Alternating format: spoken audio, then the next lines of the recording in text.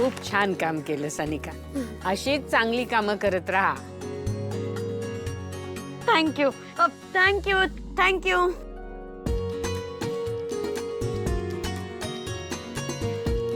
आज मला खरंच खूप आनंद होतोय आणि अभिमानही वाटतोय की या उपक्रमामध्ये आमच्या अनिकाने सगळ्यात जास्त मदत केली आहे. खरंच तिचं कौतुक करावं तेवढं कमीच आहे. दुसऱ्याला मदत करण्याचं पुण्यकर्म तिच्या हातून घडलं याचं मला अतिशय समाधान वाटतं.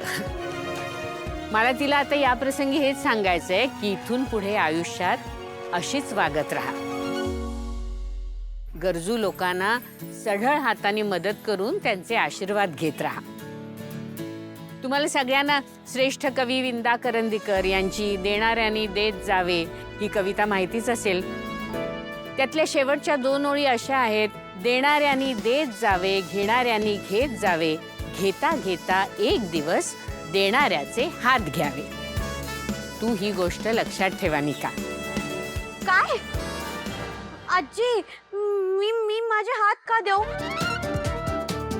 मी वाटेल तशी मदत करेन ना, मी खूप हेल्प करेन, पण नको माझे हँड्स नको द्यायला लावू. जर मी माझे हँड्स देऊन टाकले तर मी जेवेन कशी? अनिका, हिच्या मेंदूत काय पाणी झालंय का काय? ए, why you guys laughing? मी काय इथे जोक मारलाय का? हा अनिका, अगं त्याचा अर्थ असा नाही की आपण आपला हात द्यायचं. घेणाऱ्याने घेता घेता देणाऱ्याचे हात घ्यावे. म्हणजे जसं देणारा देत असतोय तसा एक दिवस घेणाऱ्यानं बी देणारं बनावं असं सांगायचा प्रयत्न केलाय करंदीकरांनी. आता कळलं ना अनिका? बरं, आज आपण इथे अनिकाचा तर सत्कार केलाच, पण आणखीन एका मुलीचा आपण इथे सत्कार करणार आहोत. ज्या मुलीला ही अभिनव कल्पना सुचली आणि तिने ती प्रत्यक्षात आणली. आणि ती मुलगी कोण आहे? तर आपली सगळ्यांची लाडकी कमळी. गुलाबचा फाहीचा गुलमोहर ये हिचा madam.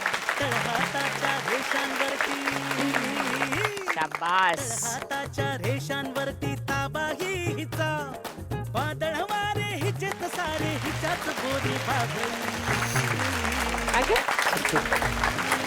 Thank you madam. Kamli Kamli Kamali.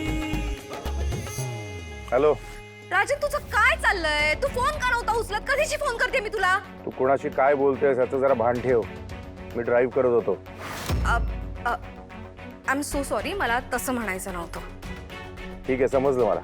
Phone कशासाठी केला होतास ते सांग. अरे, मी त्या स्केचवाल्याकडे गेली होती. तो उरलेले पैसे मागत होता आणि जोपर्यंत आपण त्यांना पैसे देत नाही तोपर्यंत तो स्केच देणार नाही असं म्हणतोय. म्हणून तुला इतके फोन करत होती, पण तू काय उचललासच नाही. शेवटी मी घरी आले. ते पैसे ठेवलेत मी कपाटात त्याला देण्यासाठी.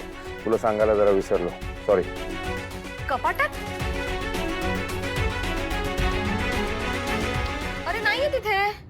अगं कपाटाच्या त्या कप्प्यात ठेवल्यात ना, फाईलच्या इथे. सॉरी सॉरी, बघते.